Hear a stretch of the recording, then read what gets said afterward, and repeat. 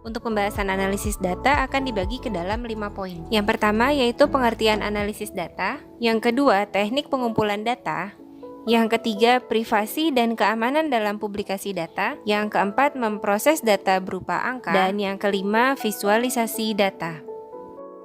Nah, pertama-tama kita harus tahu dulu nih pengertian analisis data itu apa sih? Dimulai dengan definisi data itu sendiri. Menurut kbbi.kemdikbud.go.id, data adalah informasi dalam bentuk yang dapat diproses oleh komputer seperti representasi digital dari teks, angka, gambar grafis, atau suara. Sementara menurut Adianata Lubis, data adalah fakta-fakta yang menggambarkan suatu kejadian yang sebenarnya pada waktu tertentu. Berikutnya yaitu definisi analisis data. Menurut Tyler, analisis data adalah proses yang merinci usaha secara formal untuk menemukan tema dan merumuskan hipotesis seperti yang disarankan dan sebagai usaha untuk memberikan bantuan dan tema pada hipotesis. Sementara menurut Moleong, analisis data adalah proses mengatur urutan data, mengorganisasikannya ke dalam suatu pola, kategori, dan suatu uraian dasar.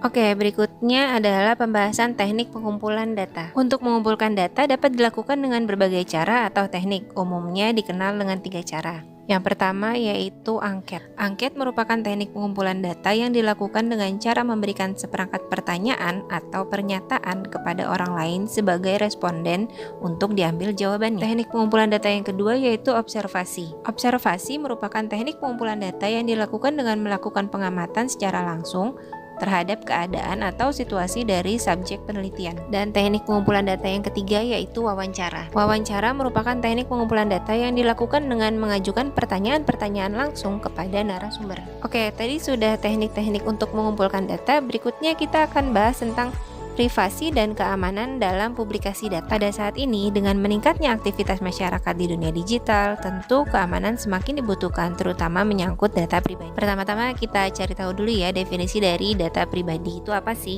Menurut kbbi.kemdikbud.go.id, data pribadi adalah informasi berupa nama, umur, jenis kelamin, dan sebagainya yang berkaitan dengan individu hidup yang dapat diidentifikasi. Jadi, suatu data dikatakan data pribadi apabila data tersebut berhubungan dengan seseorang, sehingga dapat digunakan untuk mengidentifikasi orang tersebut, yaitu si pemilik data. Sebagai contoh, deretan nomor telepon di kertas kosong. Ini yang kita sebut dengan data.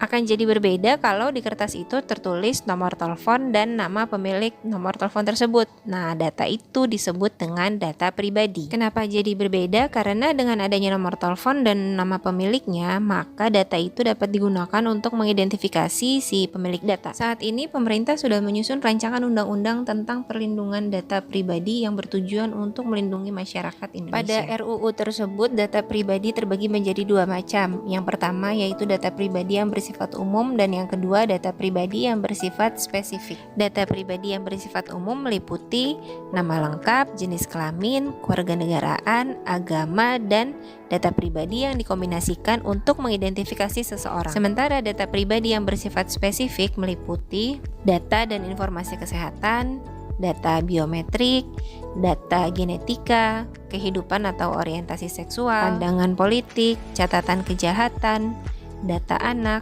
data keuangan pribadi, dan data lainnya sesuai dengan ketentuan peraturan undang-undang. Kenapa hal ini menjadi suatu yang penting? Karena telah terjadi banyak kebocoran data pribadi yang sangat merugikan. Apalagi saat ini di era digital di mana pengguna internet juga banyak meningkat dan hampir semua aktivitas membutuhkan data pribadi. Kesadaran masyarakat akan pentingnya melindungi data pribadi juga harus ditingkatkan. Karena masih banyak masyarakat yang memiliki sosial media juga mencantumkan nomor telepon pribadi, berikut juga dengan data-data privasi lainnya. Hal itu dapat mengakibatkan terjadinya peluang kejahatan siber. Jadi, kenapa kita harus menjaga data pribadi? Dirjen Aplikasi dan Informatika Kemkominfo menyebutkan 5 alasan penting kenapa kita harus menjaga keamanan data pribadi. 1. Menghindari terjadinya intimidasi online terkait gender. Perlindungan terhadap data penting dilakukan agar menghindari ancaman kejahatan dunia maya termasuk kekerasan berbasis gender online. Data pribadi berupa jenis kelamin patut dilindungi untuk menghindari kasus pelecehan seksual atau bullying secara online. Yang kedua, mencegah penyalahgunaan data pribadi oleh pihak yang tidak bertanggung jawab, seperti iktp yang disalahgunakan oleh oknum untuk melakukan pinjaman online hingga membobol rekening bank pribadi. Yang ketiga, menjauhi potensi penipuan.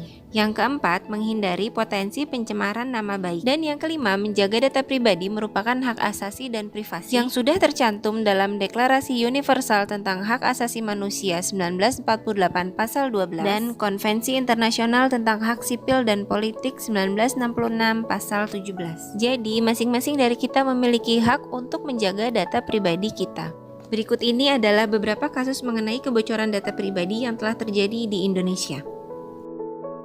Oke, poin pembahasan berikutnya yaitu memproses data berupa angka. Untuk memproses data yang berupa angka perlu digunakan suatu program. Program pengolah angka sering juga disebut spreadsheet. Menurut Ferry dan Lenny, spreadsheet merupakan program aplikasi yang bentuk dokumennya memuat data dalam bentuk baris horizontal dan vertikal. Program pengolah angka berfungsi untuk membuat tabel data.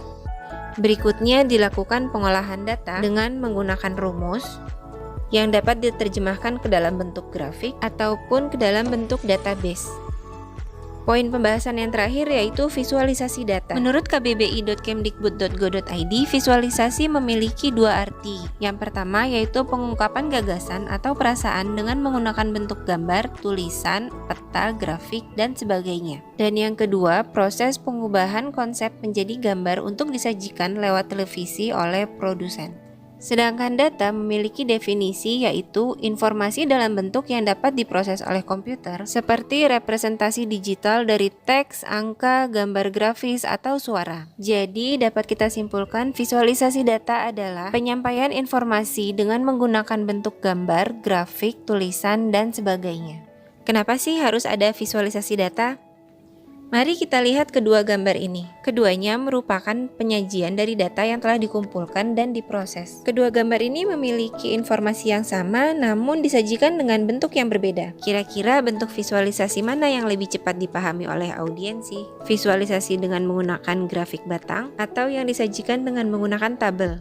Pada laman changingminds.org disebutkan kemampuan seseorang untuk mengingat suatu informasi berdasarkan apa yang didengar sebesar 10%. Sementara dari apa yang mereka baca sebesar 20% dan dari apa yang mereka lihat sebesar 80%. Artinya kita lebih mudah mengingat sebuah gambar dibandingkan dengan deretan teks. Dan karena itu data visual dapat membantu kita dalam mengingat dan mencerna informasi. Untuk membuat visualisasi data harus disesuaikan dengan jenis data yang akan ditampilkan. Beberapa bentuk yang umum digunakan yaitu yang pertama dengan menggunakan teks. Jika data yang ditampilkan hanya memiliki sedikit angka, tentunya kurang sesuai jika menggunakan bentuk diagram batang, garis, ataupun donat. Maka data cukup ditampilkan dengan menggunakan teks yang sederhana namun menarik dalam sisi visual. Yang kedua yaitu tabel. Ada beberapa data yang memerlukan angka sebenarnya untuk ditampilkan. Dengan menggunakan tabel, data yang disajikan akan menampilkan angka yang sebenarnya dibandingkan dengan menggunakan grafik.